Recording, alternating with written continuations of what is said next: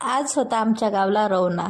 त्या अगोदर अथांग आणि पप्पांची अशी कायची थोडीशी मस्ती चालू होती आणि मग मी यांच्यासोबत जॉईन व्हायला नाश्ता पण वरतीच घेऊन आली।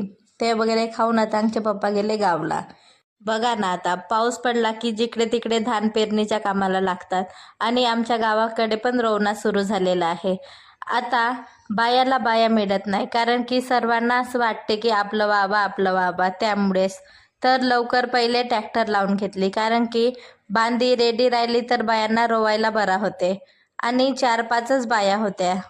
थोडा वेळ लागेल पण होते तो पण काम कंप्लीट। आता इथून काही महिन्यांनी सोनं निघणार आहे। भाताला तर आपण सोनाच म्हणतो ना, कारण की तो आपल्या जेवणाचा एक हिस्सा आहे। अथांगच्या पप्पांनी हा व्हिडिओ मला पाठवले तर तुमच्यासोबत शेअर करावं म्हटले। तोपर्यंत अथांग झोपून गेला तर जेवण वगैरे घेतलं आणि मग संध्याकाळी यांनी आले तर आम्ही थोडंसं फिरून आलोत आणि पाऊस पडला तर मशरूम तर आमच्या इकडे सांगायचं कामच नाही, खूपच मिळतात। चला तर मग व्हिडिओ आवडल्यास चॅनलला सबस्क्राईब नक्की करा। बाय।